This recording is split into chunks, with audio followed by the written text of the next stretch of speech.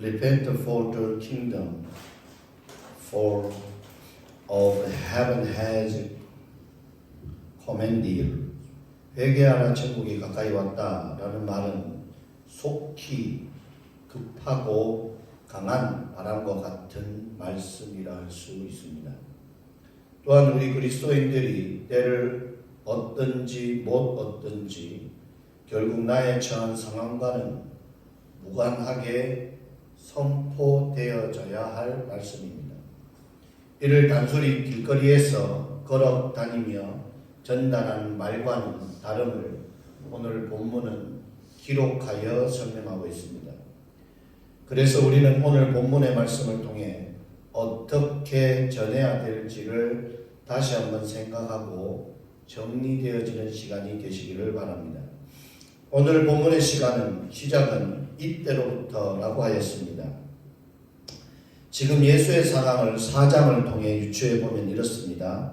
예수께서 성령에게 이끌려 마귀에게 시험을 받으셨다. 광야에서 1절과 2절, 3절, 5절, 6절, 8절, 9절에 기록하고 있습니다. 10절에 보니까 이에 예수께서 말씀하시되 사단아 물러가라. 기록되었다.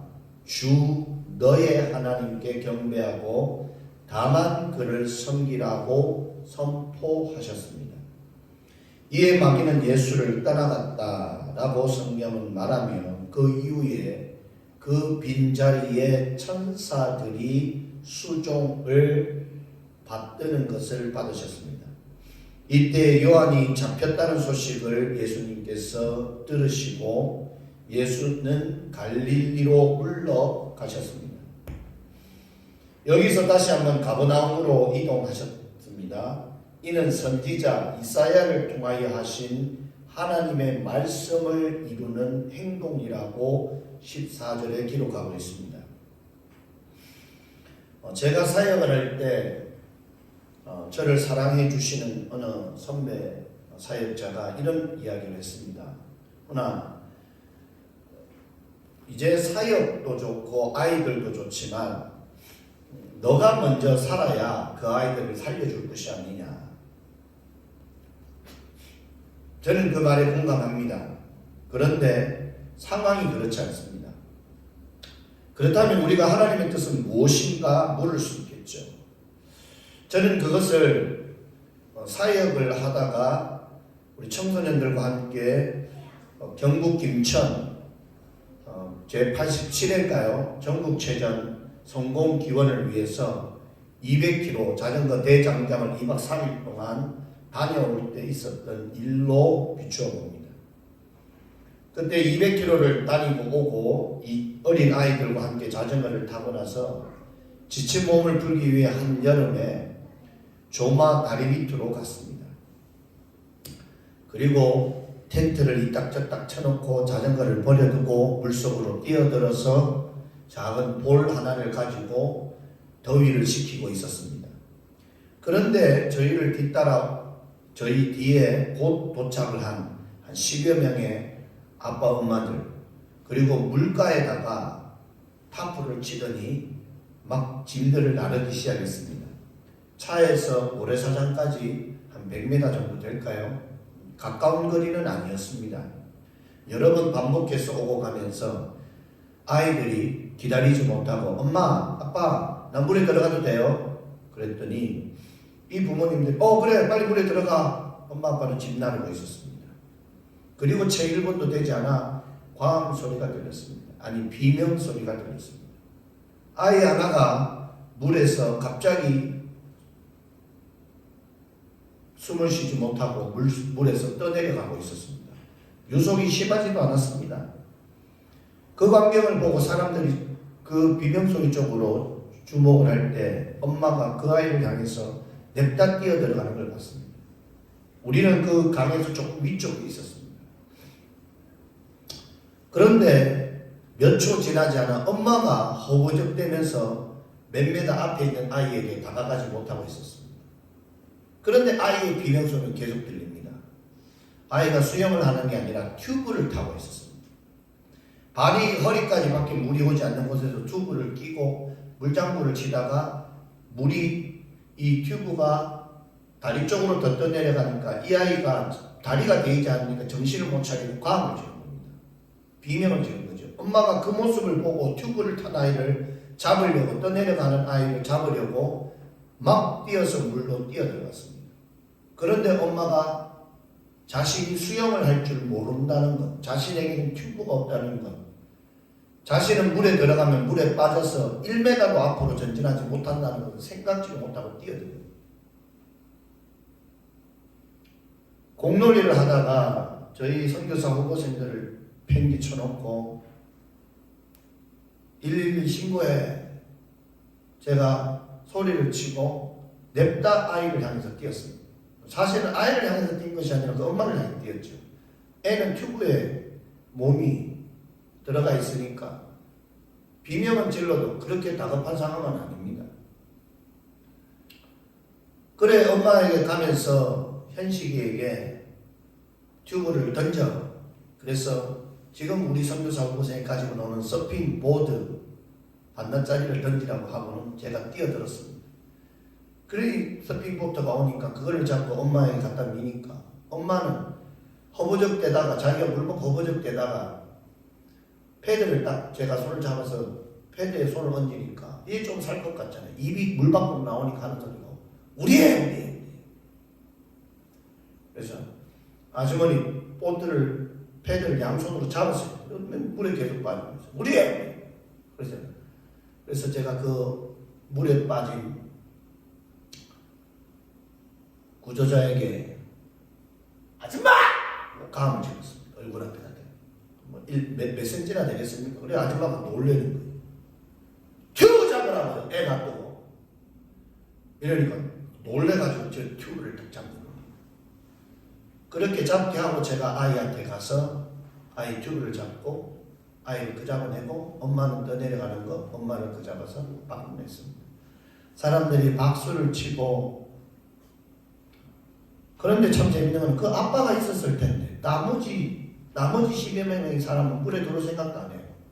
아이고 어쩌까는 엄청 찾는데 그 이 엄마가 막 저한테 감사한 인사는 눈도 안 마주치고 지 애 살았다고 그 아들하고 물 밖으로 나가더래요.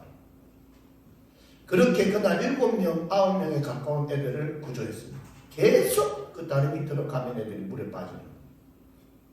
사실 떠내려가는 물은 조금만 더 기둥을 지나치면 다리의 기둥을 지나치면 다시 물이 허리까지밖에 오지 않습니다. 그 부분만 쏙 들어가는 거예요. 그래 119에다가 신고를 하고 그 다음 날부터 119가 거기에서 천막을 쳐놓고 상주하는 것을 보았습니다. CCTV로 달고. 제가 오늘 하고 싶은 말은 그 어머니가 내가 물에 뛰어들면 내가 내 아이를 구조할 수 있을 거라고 생각을 전혀 하지 아니하고 자신의 처지와 상황은 전혀 생각하지 아니하고 자기가 오히려 물에 빠져 죽을 것을 생각하지 아니하고 이 말입니다. 네가 사역자이면 아이들을 인도하기 위해서 네가 먼저 자리를 잡고 저는 그 자리 잡는다라고 하는 표현이 네 앞길이라고 하는 표현이 잘 모르겠어요. 그래서 저희 아내에게 미안합니다. 아내로서 남편을 믿고 아이들이 아빠를 믿고 가야 하는데 사람들은 돈을 벌거나 일을 하거나 공부를 할 때 목표가 있잖아요. 수영을 했으면 애들이 대회를 나가는 목표가 있잖아요. 그건 외적 동기부여죠. 근데 저는 내년의 동기부여입니다. 그 대회가 목적이 아니에요. 대회는 하나의 빵 부스러기에 불과한 거지. 나는 이 배고픔을 통해서 예수님의 오병이어의 주인 대신 예수를 만나고 싶은 겁니다. 근데 사실 잘 모르겠어요. 이제 한계점에 왔어요.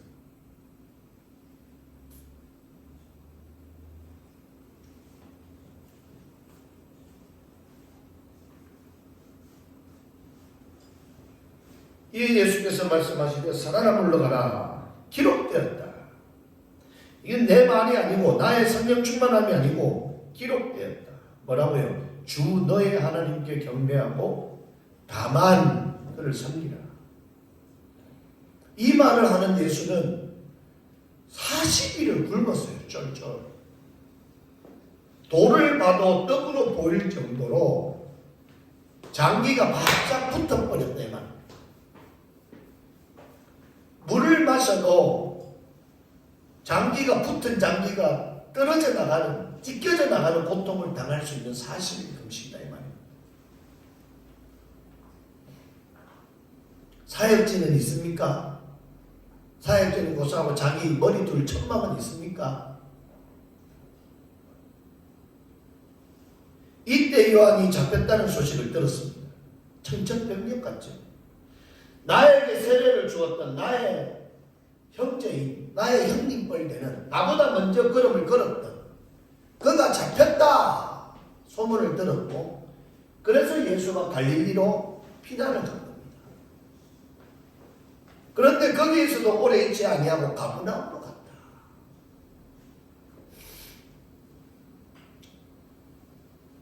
이는 선지자 이사야를 통하여 하신 하나님의 말씀을 이루는 행동이었습니다. 그 말씀을 보면 15절에 이렇습니다. 스불론 땅과 납달리 땅과 요단강 저편 해변길과 이방의 갈릴리여. 이방의 갈릴리여.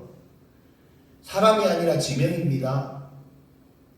흑암에 앉은 백성이 큰 빛을 보았고, 암흑 가운데 있는 이 많은 백성들이 누가 내 자식이고 누가 내 부모고 누가 내 아내고 남편인지도 모르는 깜깜한 동서남북을 알 수 없는 음악 가운데 빛이 임하였다. 예수가 살고자 가버나움으로 간 것이 아니라 하나님께서 이미 기록하여 주신 것입니다.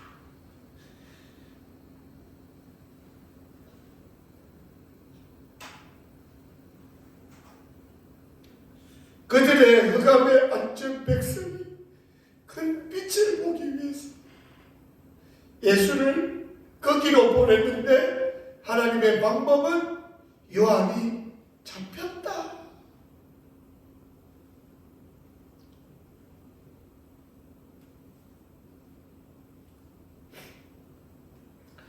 사망의 땅, 그들의 앉은 자들에게 빛, 하나님의 조명, 누구도 부인할 수 없는 그 빛.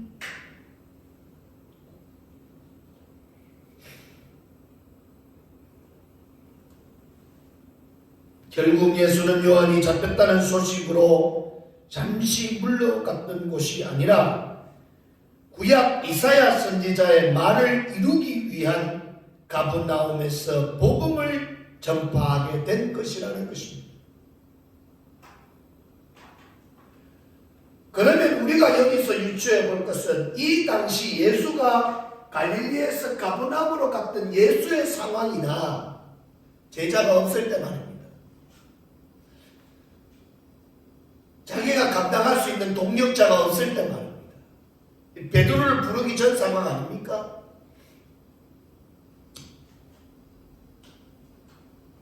그러면 그 예수가 가야 할 땅 가버나움은 얼마나 깜깜하고 암흑색이었습니까?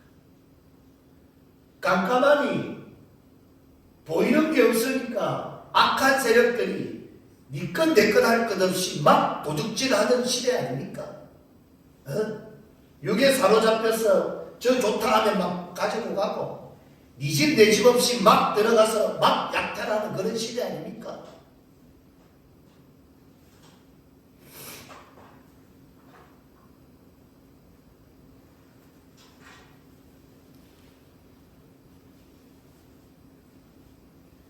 이것을 한마디로 요약하면 예수가 살기 위해 복음을 전하는 것이 아니라는 말입니다. 예수의 앞길이 평탄하기 위해서 가버나움으로 간 것이 아니다 이 말입니다. 자기의 목숨 하나 살고자 가버나움으로 간 것이 아니다 이 말입니다. 하나님의 말씀을 이루려 복음을 전하였다는 것입니다. 우리가 여기서 꼭 기억해야 할 것이 있습니다. 복음은 하나님의 일 사역은 하나님의 말씀은 나를 위한 것이 아니라 하나님의 영광을 위한 것이다 라는 것입니다. 그래서 나는 죽고 복음으로만 사는 삶, 그렇게 살아야 하는 삶, 나는 감추어지고 내 앞에 십자가, 그 십자가의 부활이 비추어져야 한다 이 말입니다. 이렇게 비추어 볼 때 예수가 숨어 있어야 할 상황 가운데 그렇게 하지 않고 당당하고 떳떳하고 용감하게 많은 사람들 앞에서 천국 복음을 전파하고 있습니다. 세례 요한이 잡혔다는 사실 이야기를 듣고 자기가 있는 위치에서 피신을 간 예수의 입장에서 보면 입 다물고 조용하게 자신의 신분을 숨기고 살아야 됩니다.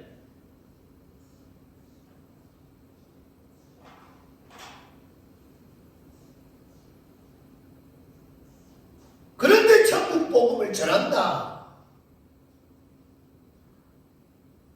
나 잡아가시오 이 말. 여기서 가버나움이라는 곳을 한번 살펴보면 가버나움이라는 말은 위로의 총이라는 뜻을 가지고 있습니다. 그 위치적으로 보면 갈릴리에서 서북쪽으로 위치한 성읍입니다. 이뿐만이 아니라 가버나움은 예수의 제2의 고향이라고 마태복음 4장 13절은 말하고 있습니다. 또한 다메섹에서 지중해 방면으로 왕래하는 통로 역할을 하여 상업이 번창한 예수 당시에 가장 번화한 성읍이었습니다. 소문도 이 상인들을 통해서 저기에서 어떻게 됐더라, 요한이 어떻게 죽었더라, 잡혔더라, 목배임 당했더라, 이런 소문들이 계속해서 실시간으로 많은 사람들의 입으로 오르내리는 가버나움이었다 이 말입니다. 우리가 로마의 응왕을 통해서, 로마의 번성을 통해서, 로마가 닦아놓은 그 도로를 통해서 바울이 복음을 전하는 그 전도의 메카가 되었다는 건 우리 잘 알고 있지 않습니까? 그래서 경제의 번성과 사람들이 모이는 것과 함께 복음도 함께 흘러감을 볼 수 있습니다. 다시 말하면 복음이 가야 할 곳에 먼저 하나님께서 길 닦아 놓는 일이다 이 말입니다. 그래서 그 당시 이곳에 유대인의 회당과 로마의 세관이 있을 정도로 가버나움이 번성한 도시였습니다. 이러한 용어로 가버나움에서는 베드로, 안드레, 야고보, 요한, 마태까지 무려 5명의 제자까지 부르신 성읍이 이 가버나움입니다. 그래서 이곳을 예수의 제2의 고향이라고 말합니다. 그리고 조금 더 가버나움을 보면 백부장의 종, 베드로의 장모, 4명이 메고 온 반신불수에게 이적을 행하신 성읍이기도 합니다. 하지만 더 중요한 것은 이러한 가버나움도 복음을 지키지 못하면 그 이유는 저주의 성읍, 사라진 도성이 현재는 되어 있다 이 말입니다. 예수님의 제2의 고향인 가버나움이 그렇게 흥왕하고 번성하였던 가버나움이 지금은 사라진 도시가 되었다. 우리는 꼭 기억해야 합니다. 여러분 눈에 보이는 저 많은 빌딩들과 저 비싼 집들이 잿더미로 바뀔 수 있다. 이번에 팬데믹으로 인해서 3년 동안 전 세계가 잠기는 것을 보지 않았습니까?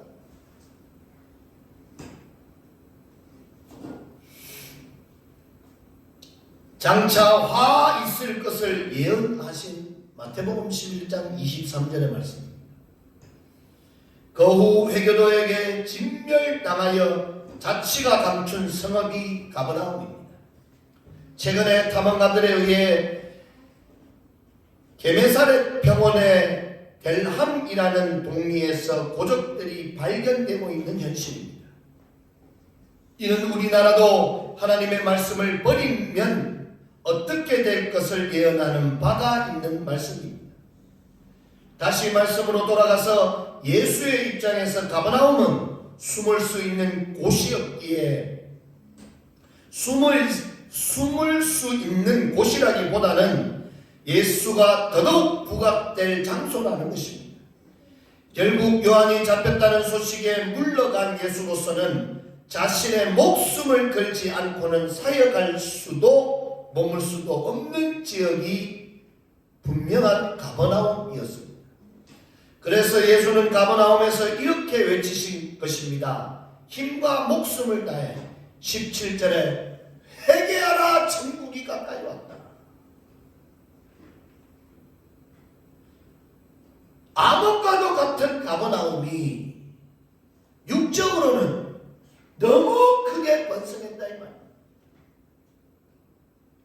경제학적으로 너도 좋은 차 사니 나도 좋은 차 산다. 너도 활구로 사니 나도 활구로 산다. 라고 하는 이 경제의 칼이 춤추는 대한민국.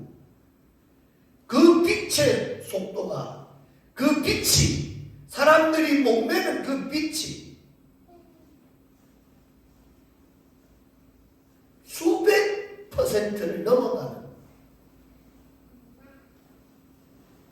이 사람들이 어떻게 살아가는지 참 아리송합니다.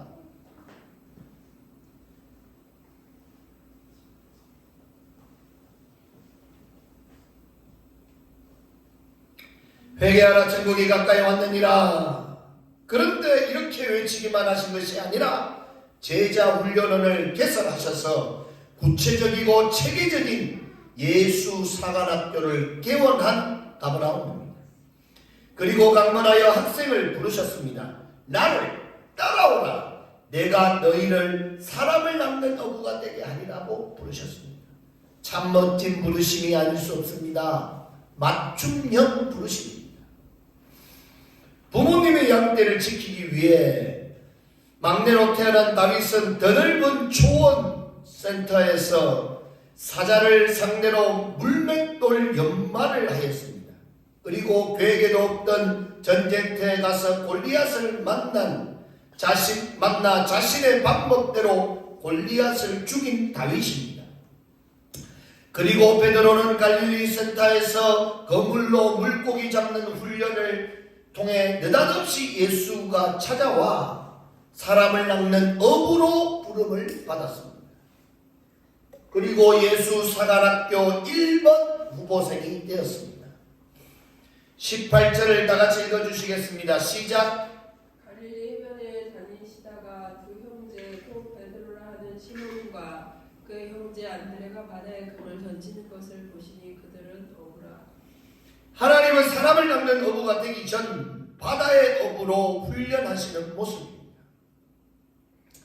어제 제가 얘기를 다 듣다가 말았는데 발딱 자야 되는데 자꾸 제 머리에 요즘 김창욱 그 스타 강사가 하는 말 중에 아니 요즘 부부들이 한 달에 몇 분 대화하는지 아십니까? 그 말이 자꾸 생각이 나서 저희 아내랑 둘이 어제 수다 떨다가 대부분 제가 말했지만 어제 밤 12시가 넘어서 1시가 다 돼서 침실에 들었습니다. 그 중에 제가 들어야 할 말을 다 못 들었어요. 제가 중간에 그냥 말을 급하게 끊어버리는 거라. 사모가 내 탓입니다. 우리 목사님의 사역이 내 탓입니다. 그리고 그 뒷말을 점점점이 아니라 그 말을 들어야 되는데 이 성질급한 제가 막 다른 말을 딱 던지는 바람에 그 말이 뭔가 묻혀버렸어요. 기억날라가 모르겠는데 CCTV가 없어가지고 리바이벌도 안 되고 녹화하면 들을 수도 없고 참 고민스럽네.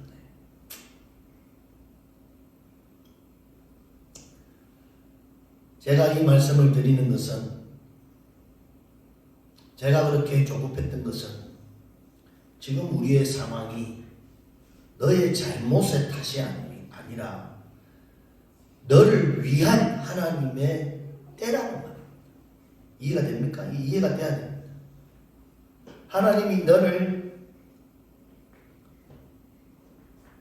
모양을 요래 틀을 잡았으면 그 다음에 요래 문양을 만드는 때라 이 말입니다. 진흙을 밟아서 뭘 만들지도 모를 정도로 밟아서 공기를 빼야 될 때가 있고, 이 진흙을 틀에다 놓고 돌리면서 대충 뾰족하게 만들어야 할 때가 있고, 그 다음에 이것을 돌리면서 형태를 잡아야 할 때가 있고, 틀이 잡힌 것을 문양을 넣어야 할 때가 있다 이 말입니다. 이거는 항아리를 만들 거기 때문에 흙을 퍼와갖고 항아리 모양을 잡으면서 공기를 빼는 토기장이가 없다 이 말입니다. 그릇을 만들든 접시를 만들든 무슨 모양을 만들든 공기를 뺄 때는 지끈지끈 밟아요. 그래서 처음에는 그것을 본 사람들이 뭐하는 건지를 모른다 이 말입니다. 장난하는 것처럼. 그렇다고 이 토기장이가 아무 생각 없이 진흙을 밟지는 않지요. 진흙 밟는 사람이 무슨 열매가 있습니까? 하나님이 때라는 이 말이에요. 근데 며칠 전에 제가 당신 때문이다 이랬더니만 질색을 하면서 뭔나 때문이라고 각 잡아먹을 이러더라고요. 그게 그때 당신 때문이나 이때나 그 같은 때인데, 어제는 조금 받아들이는 때에 대한 느낌이 좀 다르더라고요. 산에서 골탕을 먹고 와서 그런지. 그래 빨리 자야 되는데 5번이 아빠한테 빵을 2번을 주는 걸 보고 제가 너무 흥분을 해가지고, 뭐 유통기간이 8시간도 못 갔지만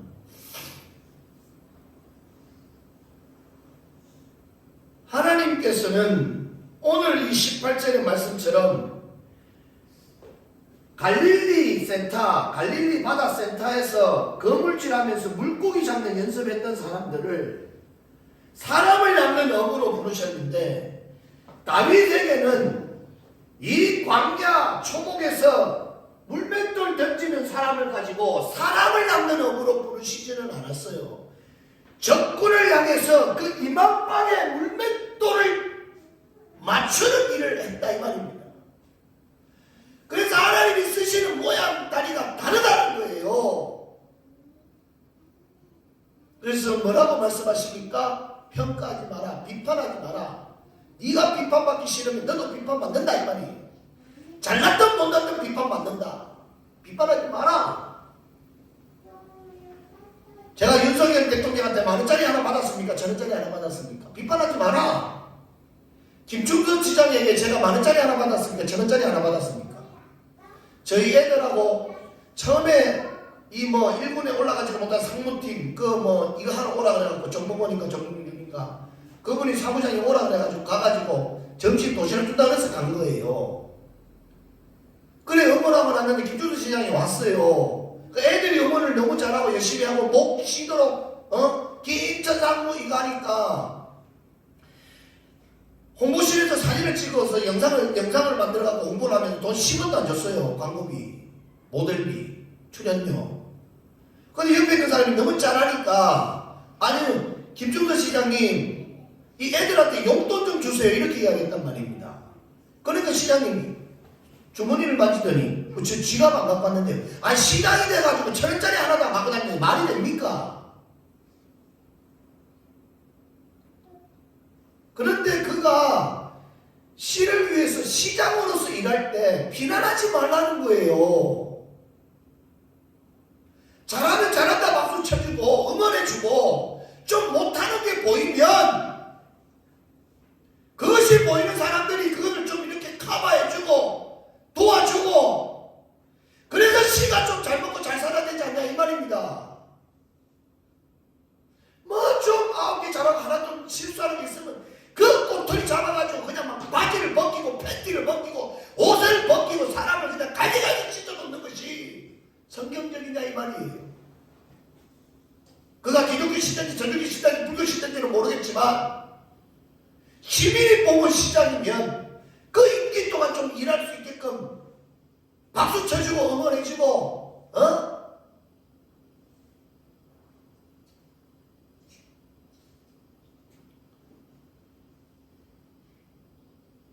제가 최근에 어느 어르신의 손을 붙잡고 국회의원 후보, 예비 후보 갔으면 좋겠다 해서 사무실 갔어요. 그런데 거기다 이름을 적고 전화번호를 전화번호를 적고 왔더니 뭐 공약은 하나가 오는지 모르겠어요. 매일같이 아침 저녁으로 상대 후보에 대해서 계속 비난이 이랬다 저랬다 뉴스 사실이겠지요. 팩트는 맞을 겁니다. 그런데 그런 걸 자꾸 보내면 시민들이 그 사람 나쁘다 하는 게 아니라 그 보내는 사람도 이 똑같다. 뭘 가지고 싸워야 됩니까? 선한 경쟁. 내가 국회의원으로 나왔으면 국회의원이 되면 나는 이런 걸 하겠다. 나는 이런 걸 하겠다. 나는 이런 걸 하겠다. 이렇게 해서 김천시의 발전을, 이렇게 해서 김천 도성이 발전함을, 이렇게 해서 김천시민이 잘 먹고 잘 살 수 있도록 나는 요런 걸 해봤는데 요렇게 했으면 좋겠다. 좀 구체적인 레시피를 제시해야 되는 거 아닙니까? 아니 분식집을 차렸는데 분식집 사장이 자기 분식 개발해서 우리 분식집 요렇게 맛있고 요렇게 맛있고 요렇게 맛있고 이번에 오시면 우리가 개업을 했으니까 요런 선물을 주고 요런 거를 안 하고 저희 옆집 분식집은 망했어요. 저희 옆집 분식집은 사장님 손도 안 씻는데요. 내 그거 이야기하면 자기 집에 사람들이 분식 먹으러 오겠냐고요.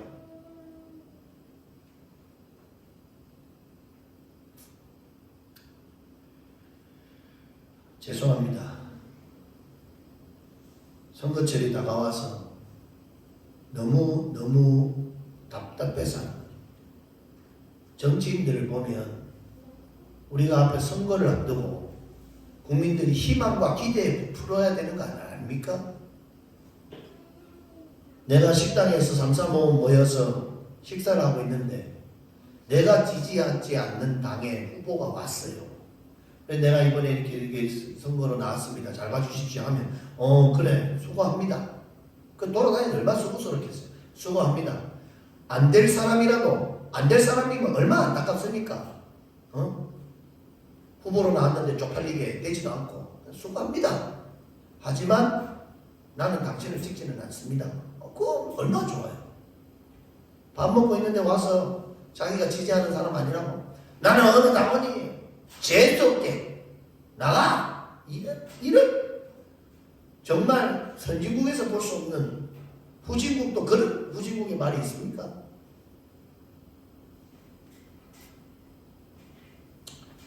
그것은 나라를 위한 것도 국민을 위한 것도 나를 위한 것도 아닙니다. 만약 베드로가 물고기 잡는 일을 형제 안드레와 아버지에게 맡기고 다른 일을 찾아갔다면 예수 사관학교에 입소를 하지는 못했을 겁니다.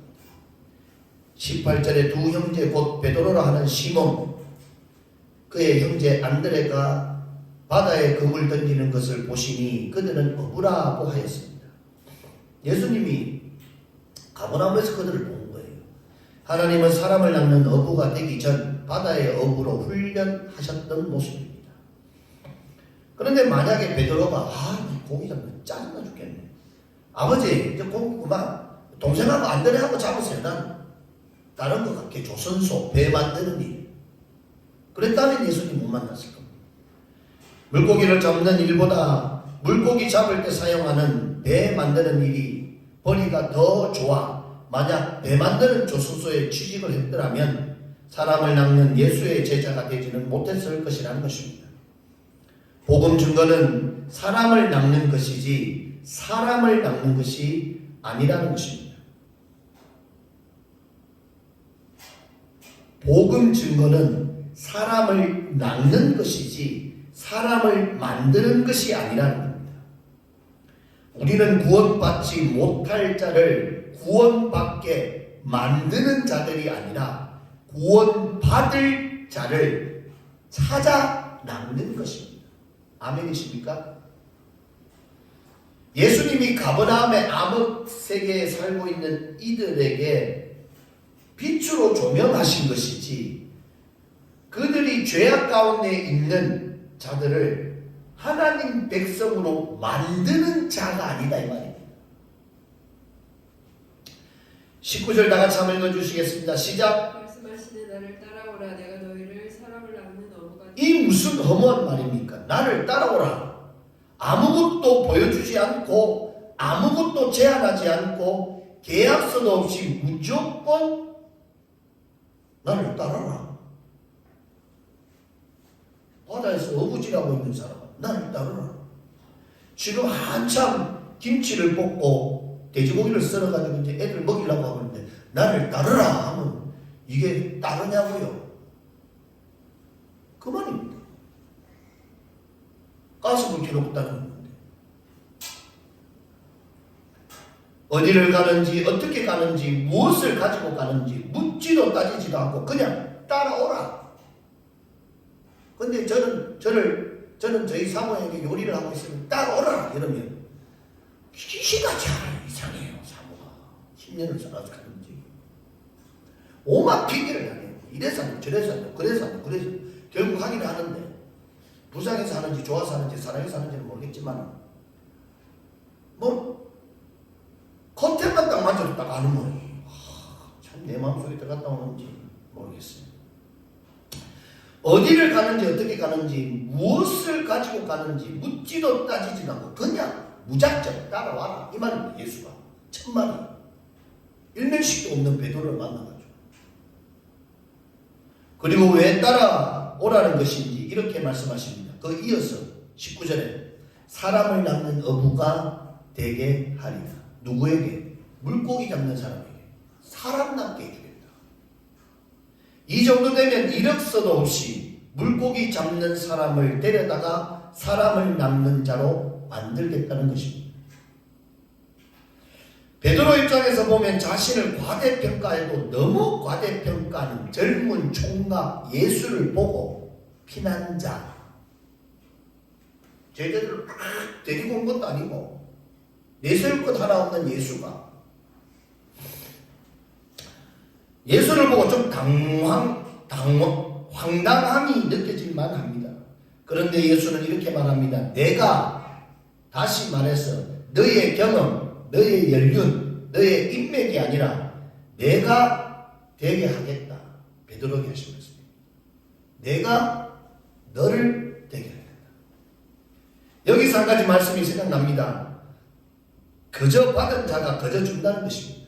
그냥 받았으니 자랑할 것이 없다는 것입니다. 여기서 탕부 하나님이라는 팀 켈러의 책을 소개하지 않을 수 없습니다. 탕부 하나님이 탕자에게 베푸시는 은혜와 사랑을 탕자 형님이 불평할 이유가 없다는 것입니다. 그럼에도 불구하고 탕자 형님은 탕자의 행동에 불만을 가지고, 아니 탕부 하나님이 탕자에게 베푸시는 은혜에 불만을 가지고 이렇게 말합니다. 누가복음 15장 29절에 아버지께 대답하여 이르되 내가 여러 해 아버지를 섬겨 명을 어김이 없거늘 내게는 염소 새끼라도 주어 나와 내 벗으로 즐기게 하신 일이 없더니, 이는 단순한 불평이 아니라 탕부 하나님이 돌아온 탕자에게 베푸시는 잔치에 탕자의 형님은 괘씸하여 들어가지 않겠다고 하면서 그의 속마음을 내뱉은 말입니다. 결국 아버지를 떠난 탕자나 아버지 품에 있지만 아버지가 아니라 아버지의 재산을 원했던 탕자 형님이나 똑같이 아버지를 떠난 자들이라는 것입니다. 누가복음 15장 28절에 그가 노하여 들어가고자 하지 아니하였다. 첫째 아들의 모습입니다. 탕자의 형님의 모습입니다. 결국 우리가 말씀을, 복음을, 신앙생활을, 사역을 신앙으로 볼 수 없는 이유가 여기에 있다는 것입니다. 요나가 그냥 생긴 박넝쿨 시원하게 있다가 이제 니느웨가 어떻게 되는지를 이렇게 보고 있는데 이 박넝쿨이 벌레가 먹어서 사라지니까 막 하나님 앞에 보면 때문에 죽겠네, 때문에 죽겠네. 내가 당신을 위해서 여기까지 와가지고 물고기 뱃속에서 이렇게 복음을 전하고 왔는데 때문에 죽겠네, 때문에 죽겠네. 그래 하나님 뭐라고 이야기하십니까? 네가 일한 게 아닌데 내가 주고 내가 거두는 것을 네가 왜 불평하느냐?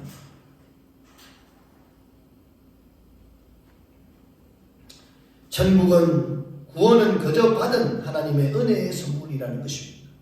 나의 공로, 나의 노력, 나의 수고 받은 것이 아니라는 것입니다. 그래서 사람은 무엇도 누구도 자랑할 것이 없다. 누구도. 그래서 예수님이 베드로를 부를 때 어떠한 이력서나 어떠한 제한을 두지 않고 그저 베푸셨고 그저 받은 베드로가 이것을 깨닫고 그저 주게 됩니다. 그러면 왜 에클레시아 교회에서 베드로가 자신의 재물을 바치지 않은 자들을 그렇게 무차별하게 죽였냐? 그것은 베드로가 자신의 이익을 위한 게 아니라 하나님의 나라, 물질이 필요한 자들에게 그저 나누어 주기 위한 하나님 편에서의 일이라는 겁니다. 하나님께서 이 사람에게는 물질을 주셨고 이 사람에게는 지혜를 주셨고 이 사람에게는 권능을 주셨으면 이들이 함께 모여서 하나님 나라를 위하여 일하라는 것입니다. 그런데 가버나움은 이렇게 하지 아니하고 자기들끼리 먹고 마시고 염소를 잡아서 나의 벗과 흥청망청 살았기 때문에 지금의 가버나움은 사라져버린 가버나움이 되었다. 먼저 기회를 주었지만 그 기회를 자신의 발로 차버린 자들이 되었다 이 말입니다. 놀라운 사실입니다. 여러분들이 집이 두 채가 있습니까? 왜 당신은 집에 두 채가 있고 그 큰 집에서 혼자 살면서 목사가 그렇게 어렵고 힘들게 사는 것을 그렇게 수많은 사람들에게 광고를 하고 다니면서 당신은 왜 당신의 집을 팔아 목사를 섬기지 못합니까? 왜 사역을 돕지 못합니까?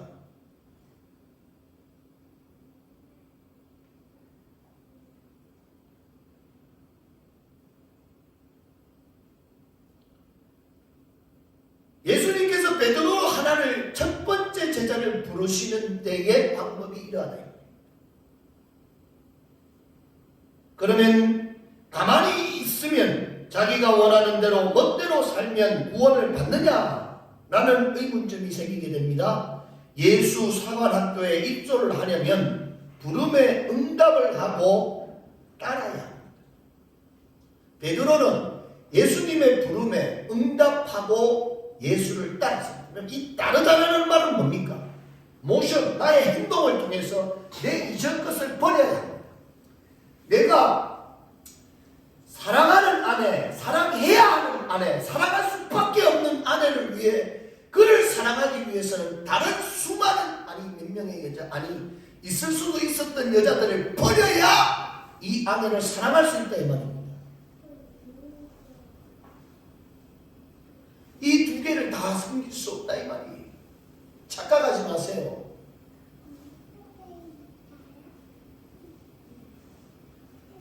아무리 좋은 것도 자기가 먹지 않으면, 취하지 않으면 자기 것이 아니라는 것입니다. 내 아내를 사랑한다 하고 아내를 취하지 아니하면 내가 오늘 좀 허리가 아파서, 무릎이 아파서, 목이 아파서, 어깨가 아파서 당신은 종합병원이요. 병원에 가 있지 왜 집에 있냐 이 말입니다. 그러함에도 불구하고 내 아내를 사랑하기 위해서 사랑의 힘을 쓰라 이 말입니다. 그래야 뭐 뽀뽀를 하든 손을 잡든 애를 낳든 뭐 별이 번쩍하든 쌍둥이를 낳든 두 쌍둥이를 낳든 할 것 아닙니까?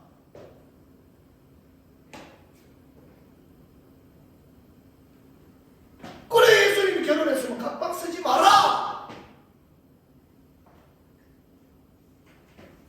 남편이 일을 갈든 방구를 끼든 트럼을 하든 같이 자라.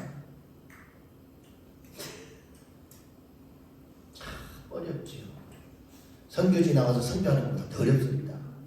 남편하고 한 방을 쓰는 게. 그러니 침대 사이즈는 점점 커지지만 집의 사이즈는 점점 커지고 방의 숫자는 늘어나지만 가족의 수는 점점 줄어들고.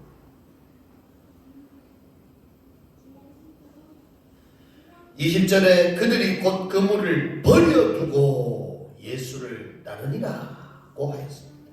여기에서 그들은 누굽니까? 이 베드로만 가면 되는데 이 동생도 가버렸어요. 그러면 누구만 남습니까? 아버지만 남는 거예요. 누구와도 심지어 같이 일하는 아버지와도 묻지 않고 행하는 믿음입니다. 다음 날이 없는 오늘입니다.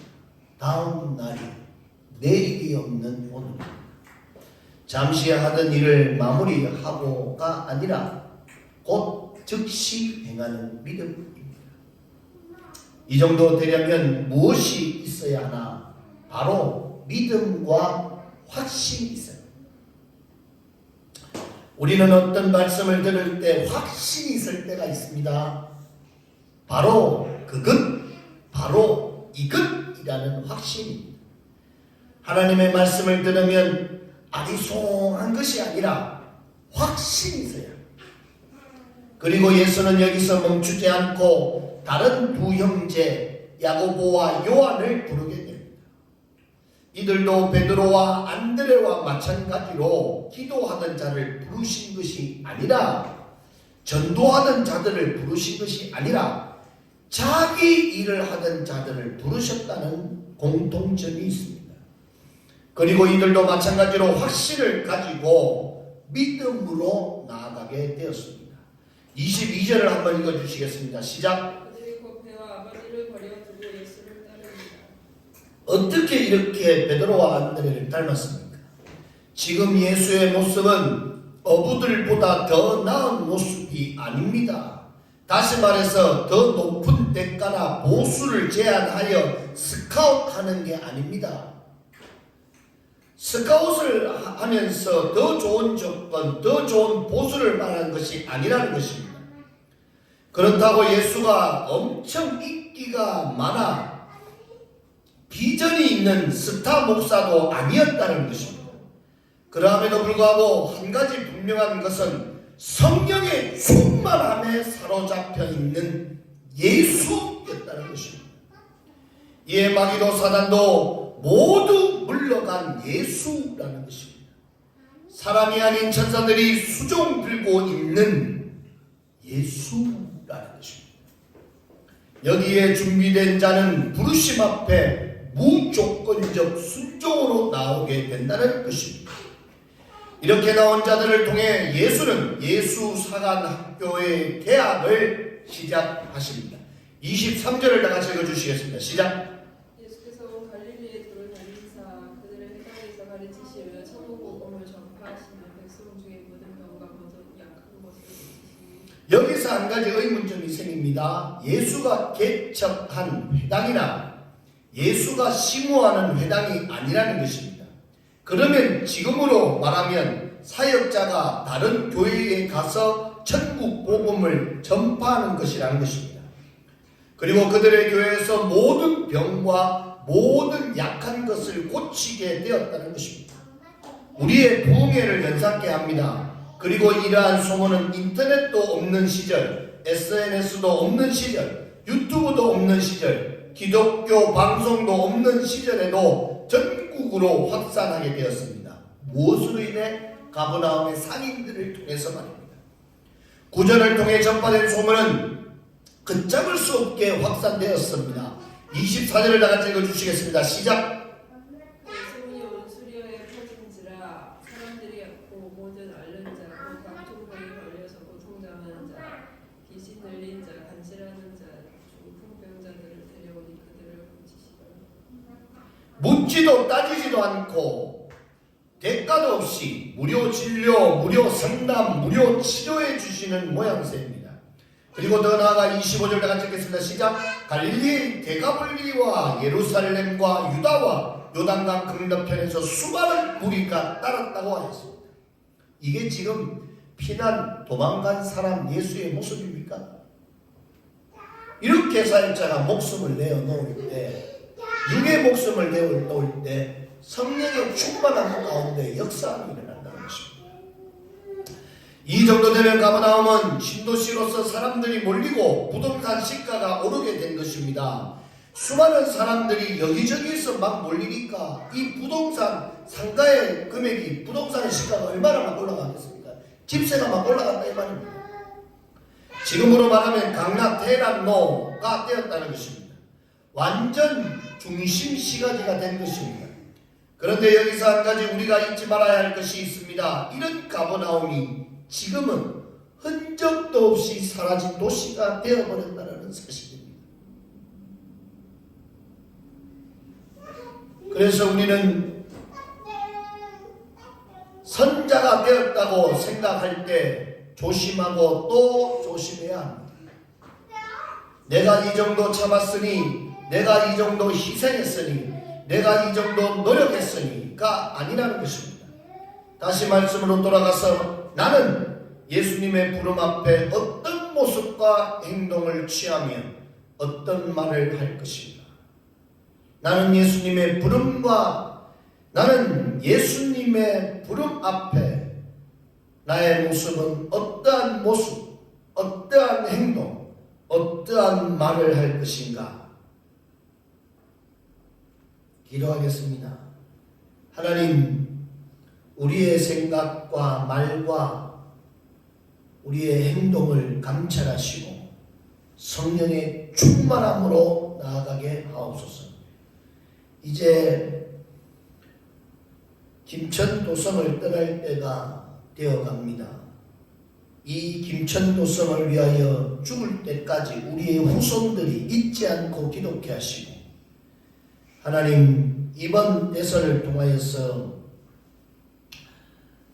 이번 총선을 통하여서 내가 나라와 민족과 백성을 위하여 무엇을 해야 할지를 깨닫는 시간들이 되게 하시고, 당선되는 것에 목매는 것이 아니라 내가 당선이 되어서 무엇을 해야 할 것인가를 곰곰이 숙제를 푸는 후보들이 되게 하시고, 또 하나님 윤석열 대통령이야 김천시장을 기억하시고, 이들의 이 임기 동안 이들이 하고자 하는 일들을 통해 시민과 국민이 행복함을 고백하며 하나님 앞에 예배함이 소홀치 않게 하옵소서.